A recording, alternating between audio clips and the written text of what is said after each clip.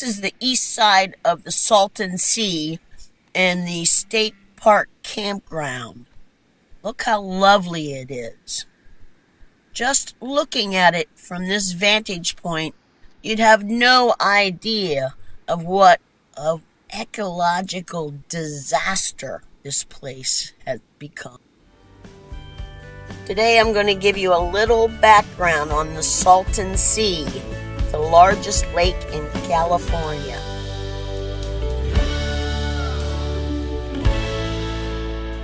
Millions of years ago, an ancient lake was formed. Between 6 and 8 million years ago, Baja California separated from mainland Mexico, forming the Gulf of California. The entire area from Cabo San Lucas to San Francisco and west of the San Andreas Fault began sliding northwest.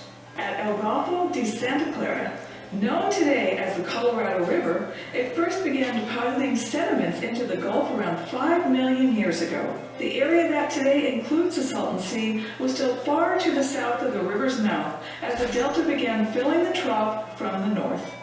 By 2 million years ago, the rifting and subsiding Salton Sea area had migrated northward past the mouth of the Colorado River.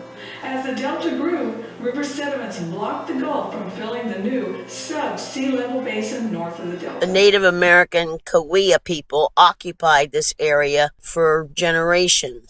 Where the water receded, great salt deposits were left. This was a prized commodity used for commerce with the Cahuilla. And at the turn of the century, when white settlers moved here, they also took up salt mining. Millions of years of depositing silt left the ground prime for agriculture. But in the early 1900s, it was a dry lake. So canals were dug and dams made, and the water came from the Colorado into this area.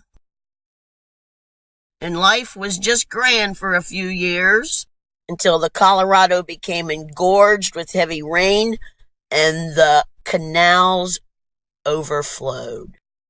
And they couldn't stop it. For 2 years, the water rolled into the Salton Sink, which is about 250 feet below sea level. It just rushed in there and mingled with that 1,000 acres of salt laying above ground.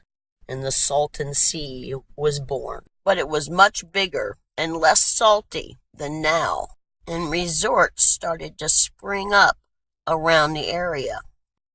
Boating and boating races drew thousands of people. Fishing, water skiing, and just laying on the beach, it was considered California's Riviera. And all the yacht clubs that built right on the edge of the lake were visited by the Hollywood famous, and that just drew more people. And life was grand on the Salton Sea until it started to dry up and the salt content got higher and the fish they had stocked the lake with began to die off.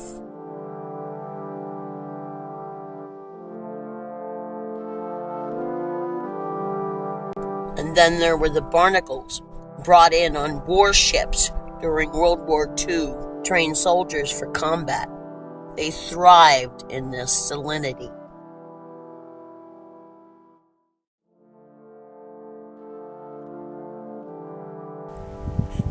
They got trapped. Their bodies, I guess, got trapped up here. This place really has lots. I want you to hear the crunch.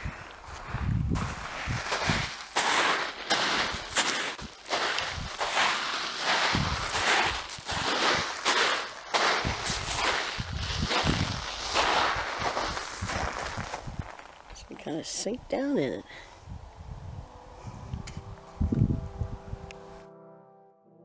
The end came in the 70s when there were tropical storms and heavy rains, and the runoff flooded the Salton Sea, including the agriculture, the farms nearby with heavy fertilizers, and the sea just became toxic.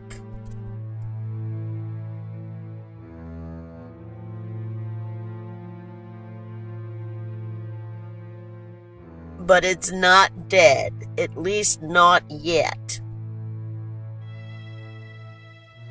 It's a huge area. The lake perimeter is about 180 miles, and along those miles are lots of different kinds of communities.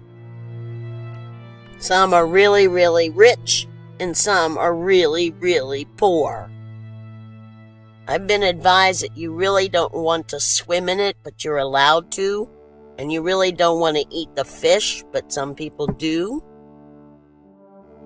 And although sometimes there's a slight odor, in the winter it's not so bad, and above all, it's really warm.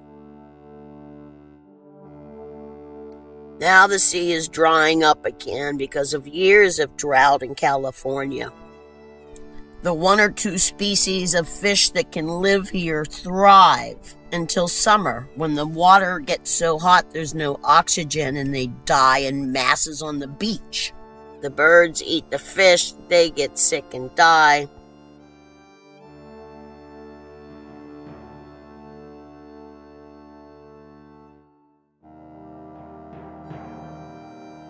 For 40 years, people have been talking about saving the sea, but really very little has been done.